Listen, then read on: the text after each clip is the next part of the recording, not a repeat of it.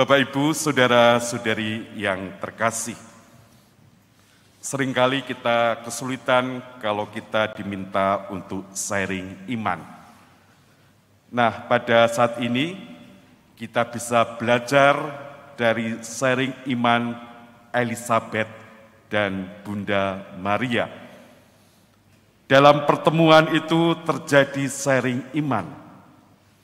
Bagaimana Elizabeth merasakan suatu sukacita karena bertemu dengan Bunda Maria, di mana Bunda Maria diyakini sebagai orang yang percaya dan sungguh kehendak Allah yang besar terjadi di dalam diri Bunda Maria. Begitu juga Bunda Maria mengakui karya-karya besar Allah terjadi di dalam diri Elizabeth dan juga di dalam diri orang-orang yang percaya. Saudara-saudari yang terkasih, pertemuan Elizabeth dengan Bunda Maria adalah pertemuan iman, saling meneguhkan satu dengan yang lain, di mana Elizabeth diteguhkan bahwa dia akan mengandung Yohanes Pembaptis yang akan menjadi perintis, menjadi orang yang mempersiapkan untuk kehadiran Sang Mesias. Dan juga Elizabeth sungguh meneguhkan panggilan Bunda Maria, yaitu menjadi Bunda Sang Penebus, Sang Penyelamat yang akan menyelamatkan umat manusia dari kuasa dosa. Bapak, Ibu, saudara-saudari yang terkasih, pertemuan yang memberikan berkat, memberikan damai, dan memberikan kelimpahan kepada orang yang bertemu tentu saja harus kita usahakan di dalam kehidupan kita sehari-hari. Kita diajak supaya menghindarkan pertemuan-pertemuan kita justru menghasilkan permusuhan.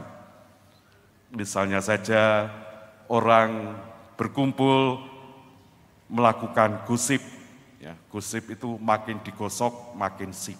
Ya. Dan apa hasilnya? Ujung-ujungnya adalah membuat orang terpisah dengan orang lain, bahkan bisa menghancurkan nama baik orang lain. Nah, itu pertemuan yang menghancurkan, tidak menyelamatkan orang lain, sehingga orang lain menjadi tersisih. Ada juga orang-orang yang saling membenci satu sama lain. Pertemuan kebencian akan berujung kepada peperangan. Dan inilah yang kita lihat di antara para bangsa, orang masing-masing bangsa mencari pembelanya masing-masing dan berkumpul untuk bagaimana menyerang bangsa lain. Inilah yang kita lihat kenyataan di dunia ini. Orang didorong untuk mengadakan peperangan. Nah, saudara-saudara yang terkasih, tentu saja pertemuan itu tentu saja bukan membawa berkat, tetapi justru menghancurkan, membawa kematian, dan itulah kuasa dosa hadir di dalam pertemuan-pertemuan yang menghancurkan orang lain.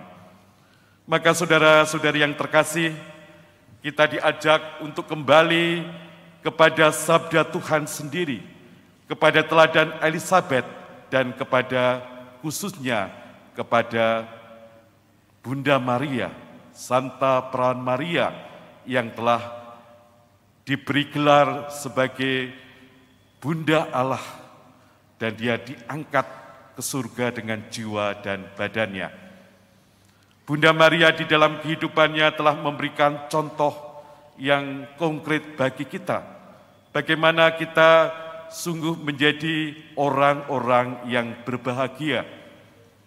Orang yang berbahagia di dalam Tuhan. Itulah yang kita teladani di dalam diri Bunda Maria. Pertama-tama tentu saja dia telah mau menerima, sanggup untuk menjadi Bunda Sang Penebus dengan ketaatan dan kerendahan hati. Aku ini hamba Tuhan, terjadilah padaku menurut perkataanmu. Inilah kata-kata kesediaan Bunda Maria sebagai orang yang rendah hati di hadapan Tuhan. Ia mau melaksanakan karya Tuhan. Dia menempatkan diri sebagai seorang hamba yang siap melaksanakan apa yang dikehendaki Tuhan di dalam dirinya. Dan hal itu sungguh dilaksanakan di dalam kehidupannya. Bagaimana dia mengandung, melahirkan, dan menyertai Tuhan Yesus di dalam kehidupannya. Baik ketika Yesus dipuja-puja, maupun khususnya ketika Tuhan Yesus menderita, dihina, bahkan harus memanggul salib sampai di Bukit Golgota. Bunda Maria hadir di bawah salib Tuhan Yesus. Dia menyertai Sang Putra ketika melakukan karya penebusan bagi umat manusia. Yesus berkata kepada Yohanes, itulah ibumu. Dan Bunda Maria menjadi ibu bagi kita semua, menjadi pendoa bagi kita semua, supaya kita juga tetap setia kepada Yesus di dalam kehidupan ini. Dan bagaimana Bunda Maria menyertai para murid untuk terbuka terhadap kehadiran Roh Kudus, di mana kelahiran gereja dinyatakan. Bunda Maria menyertai ketika menerima pencurahan Roh Kudus ke dalam dirinya dan juga para rasulnya. Bapak, Ibu, saudara-saudari yang terkasih, maka pantaslah gereja meyakini bahwa Bunda Maria diangkat ke surga dengan jiwa dan raganya. Dan hal ini menjadi harapan bagi kita yang percaya juga kepada Tuhan Yesus. Sebagai putra-putri Maria, kita diajak untuk meneladani Bunda Maria, dan itu memberikan pengharapan bahwa kita juga akan dimuliakan untuk bersatu juga di dalam kemuliaan abadi di surga.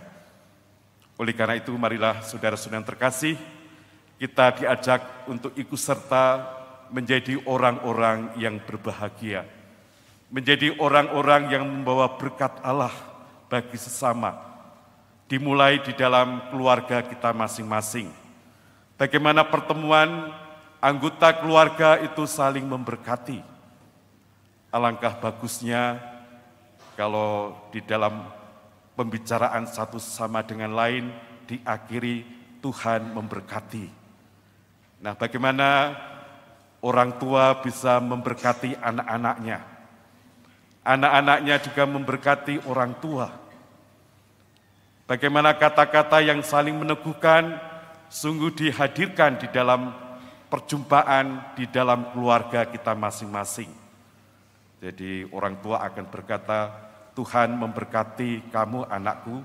Nah, anak akan berkata, ya terima kasih, Bapak dan Ibu juga diberkati. Nah, kata-kata yang sederhana ini tetapi juga penuh makna, penuh dengan berkat bagi keluarga. Begitu juga di dalam pertemuan-pertemuan lingkungan wilayah atau pertemuan-pertemuan gereja, bagaimana juga kita saling meneguhkan satu sama lain. Supaya tidak ada kata-kata kasar, tidak kata-kata yang menyakitkan, tetapi sungguh-sungguh kata-kata yang saling mendukung, saling menguatkan satu sama lain. Marilah para saudara-saudari yang terkasih, kita teladani Bunda Maria yang rendah hati dan penuh syukur. Mari beli kue bakpia, juga beli semangkok bubur. Mari teladani Bunda Maria, rendah hati, penuh syukur. Tuhan memberkati kita semuanya.